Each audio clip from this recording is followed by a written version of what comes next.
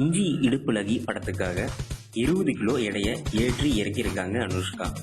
பாகுபலி படத்தை தொடர்ந்து அனுஷ்காவோட பட வரிசை அதிகமாக வந்துக்கிட்டே இருக்கு. அடுத்த படம் தான் ஆர்யா கதாநாயகனா நடிக்கிற இஞ்சி இடுப்பழகி படம்.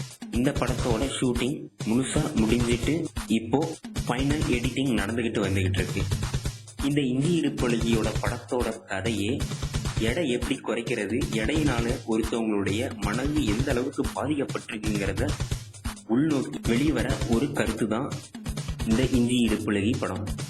இதை பற்றி அனுஷ்கா என்ன சொல்றாங்கன்னா, தான் 2 தோற்றத்தில் நடிச்சு வந்ததாகவும், ரொம்ப குண்டா சப்பியான அனுஷ்காவாகவும், ரொம்ப ஸ்லிம்மா இன்னொரு கேரக்டரும் பண்ணியிருக்கிறதா அவங்க சொன்னாங்க.